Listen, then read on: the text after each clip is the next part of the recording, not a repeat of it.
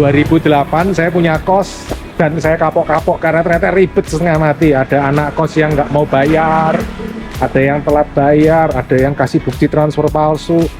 Loh, kapok saya. Belum lagi masalah operasional. Nah, sekarang saya pakai operator kos. Modelnya seperti ini, kita pelajarin ya. Siapa tahu teman-teman juga jadi pilihan. Yuk kita lihat kalau punya kos yang dikelola operator seperti apa. Ini kosnya.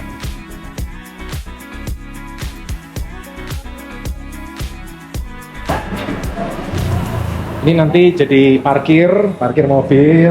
Kalau itu parkirnya muat 12. Ini 12 mobil muat. Kebetulan ini kosnya belakang jalan. Jadi depan jalan. Nah, belakangnya juga jalan. Seperti ini. Ini lagi ngerapiin. Ini untuk apa ya? Saya nggak tahu ya. Ini untuk dari operator yang beresin. Ini kamar housekeeping. Ada 2. Ada kamar mandi housekeeping. Nah, ini ada pintu belakang. Mungkin hanya dibuka kalau pagi waktu ngeluarin mobil, tapi kalau siang nggak kita buka. Nah, ini juga dan tangga darurat. Tangga darurat ini bisa dilipat ya supaya aman. Kalau ada masalah apa-apa bisa aman. Ini tangga darurat di sini, ini pintu belakang. Planningnya belakang ini muat 6 mobil. Menurut teman-teman cukup nggak 6 mobil? Mudah-mudahan bisa lebih dari 6 sih. Karena parkir mobil itu repot ya. Di Jakarta kita rebutan parkir mobil semua.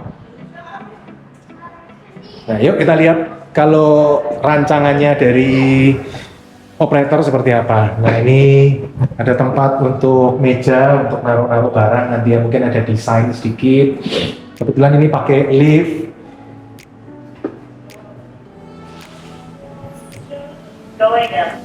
Nggak usah masuk lift ya, kita jalan kaki aja. Kalau masuk lift teman-teman nggak bisa lihat apa-apa kan. Nah, ini ada desain dari operator yang kasih desain, jadi saya nggak terlalu ribet. Ini ruang lobby, kalau saya bilang lobby teman-teman, tapi kalau dari operator bilang ini extrovert room.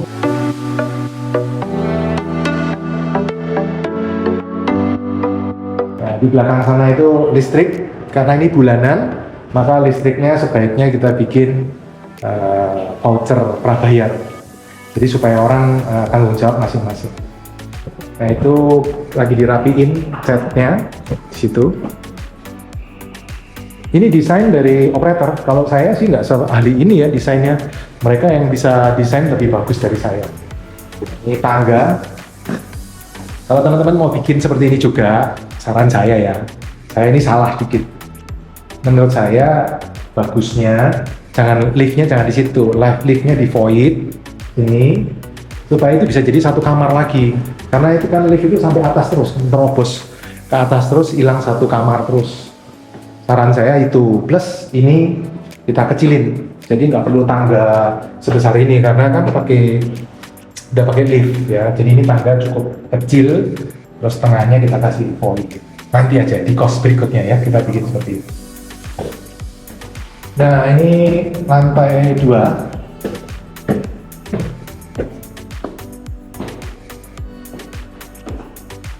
Ini sudah dibuat desainnya, kamarnya seperti ini. Oh, aku bilang yang lain ya, biar terang. Jadi kelihatan enak lihatnya kan. Nah, desain kamar itu udah dirapiin sama operator. Wah, kebetulan dikunci ya teman-teman ya. Teman-teman bisa lihat dari luar. Oh, dari sini bisa nih. Ya. Kelihatan.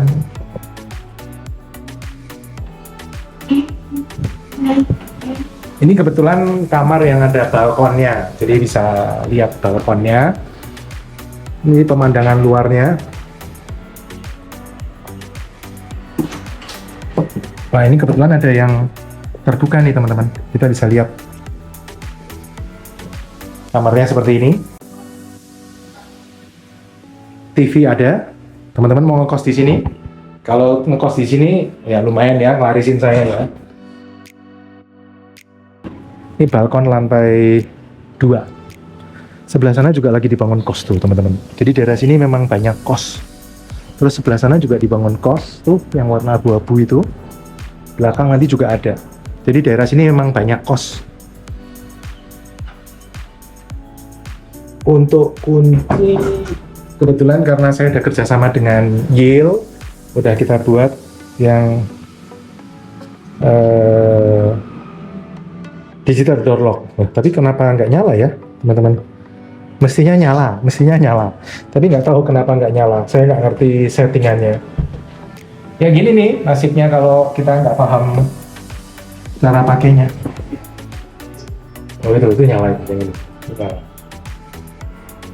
yang itu dimatiin ya mungkin ya. Belakangnya seperti apa? Kita lihat ya.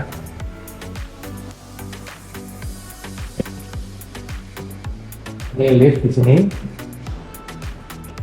Ini kamar-kamarnya. Ini lagi dibikin desain introvert room. Jadi kalau teman-teman suka baca, ngekos di sini, bisa baca-baca di sini sambil santai, mungkin sama ngobrol sama temennya.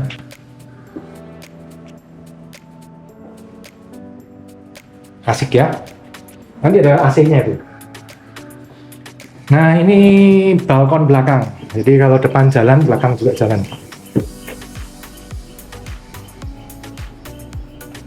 Ini tangga darurat.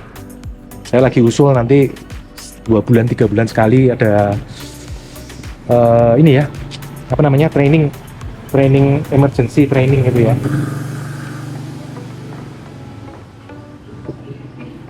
Oke, kita lihat ke atas. Di atas kurang lebih sama semua lah teman-teman, kira-kira tipikal. Oke, yuk kita bahas apa enaknya pakai operator, apa tantangannya kalau pakai operator. Menurut teman-teman kira-kira apa ini? Enaknya pakai operator apa? Enggak. Tantangannya apa? Kita ngobrol di atas yuk.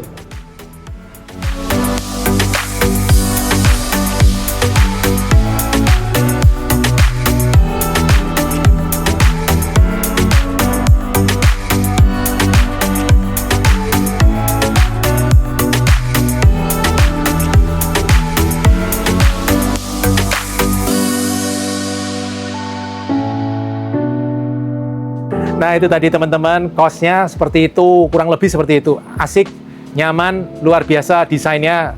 Saya belajar banyak dari operator kos. Nah memang kita cocok sekali kebetulan ya teman-teman. Saya fokus ke propertinya, operatornya bisa fokus ke operasionalnya tanpa pusing mengenai properti, memiliki properti. Nah tentu teman-teman ada plus minus. Punya operator atau punya kos pakai operator tentu ada plus minus teman-teman. Tidak ada di dunia ini yang perfect. Tidak ada, semua pasti ada sisi positif, sisi negatifnya. Tentu teman-teman, sisi positifnya adalah tidak repot. Punya kos tidak repot. Yang lain punya kos cekot, saya nggak santai, punya kos nggak pusing. Kelebihannya satu itu. Kedua, kelebihannya kita bisa punya banyak. Nah, kalau cekot, punya satu, udah cekot. Tapi kalau nggak cekot, santai-santai, punya banyak, no problem. Dan saya bisa fokus ke pekerjaan saya sehari-hari, kegiatan saya sehari-hari, memiliki banyak waktu dengan orang-orang yang saya cintai. Passive income. Tentu teman-teman ada tantangannya ya, sisi negatif atau tantangannya. Apa itu? Satu teman-teman, kita tidak punya banyak wewenang. Wewenang banyak untuk operasional di tangan operator. Ya nggak bisa kan, kita udah percayain dia, terus kita masuk, kita mau atur ini, atur itu, atur ini, ya mending nggak usah pakai operator, atur aja sendiri gitu ya. Tentu kita tahu sampai batas-batas mana kita bisa ikut kontribusi dalam operasional, kadang maksudnya bagus. Tapi belum tentu yang kita maksud bagus kan baik, belum tentu diperlukan juga, jangan-jangan malah ngerecokin. Bisa seperti itu. Poin kedua teman-teman, tantangannya adalah kita harus berbagi profit. Profit beda-beda operator, ada beberapa operator saya pelajarin sebelum saya mengambil keputusan memakai operator ini. Ada operator yang menghitung sekian persen terhadap omset, ada juga yang sekian persen terhadap profit. Jadi beda-beda. Cara ngitung profit juga bisa beda-beda. Jadi kalau teman-teman mau pakai operator juga, teman-teman tanya lebih detail sebelum teman-teman memutuskan. Terakhir, lebih untung atau enggak sih pakai operator? Duit. Menurut teman-teman lebih untung pakai operator atau enggak? Tentu teman-teman, kalau kita mau pakai operator ada harganya, ya kan? Kita mesti bayar manajemen fee ke mereka. Nggak bisa dong orang suruh kerja gratisan, yang nggak bisa. Tapi teman-teman, saya pelajarin ya, dalam hal-hal tertentu bisa jadi pakai operator lebih menguntungkan daripada kita kelola sendiri. Bisa jadi, teman-teman, terutama kalau operatornya profesional ya, mereka bisa mengusulkan ke kita untuk menjual harga lebih mahal. Pak, jangan 2 juta sebulan. Teras itu pasaran 3 juta, Pak. Ngapain jual 2 juta? Atau kita bisa jual 3 juta dengan cara seperti ini, Pak. Kita dikasih nilai tambah ini, kasih nilai tambah ini, sehingga harga bisa diterima 3 juta atau bahkan 4 juta atau bahkan 5 juta. Karena mereka punya kemampuan profesionalisme yang tinggi. Kalau kita kan deg-degan, waduh, bisa nggak ya jual? Udah murahin aja 2 juta gitu ya. Padahal harganya mungkin 4 juta atau lebih per bulan. Jadi teman-teman, belum tentu loh kalau kita ngomong secara profit, kalau pakai operator lebih rugi. Enggak, belum tentu teman-teman. Dalam hal-hal tertentu bisa jadi lebih untung. Kalau operatornya jeli, profesional, bisa memberikan nilai tambah, sehingga secara total yang kita terima lebih baik daripada kalau kita kelola sendiri. Kalau teman-teman gimana? Lebih untung pakai operator atau mending nggak usah pakai operator, kita sibuk-sibuk sendiri? Hidup penuh pilihan, masing-masing orang bisa memilih mana yang dimauin. Nah teman-teman, ini ada sedikit info nih. Kalau teman-teman cari kos di daerah Jakarta Pusat, boleh dong ngekos di sini. Silahkan lihat link ini, mudah-mudahan cocok buat teman-teman dan nyaman untuk teman-teman. Sekalian teman-teman juga bisa pelajarin, kosnya seperti ini. Siapa tahu nanti teman-teman suatu hari jadi investor kos juga. Sukses selalu, salam passive income property. Terima kasih telah mengikuti video hingga selesai. Untuk yang belum subscribe, ayo subscribe channel Pipo Hargianto dan klik lonceng notifikasi untuk mengikuti video-video selanjutnya. Teman-teman juga bisa mengikuti seminar-seminar yang saya bagikan. Silakan daftar melalui nomor berikut.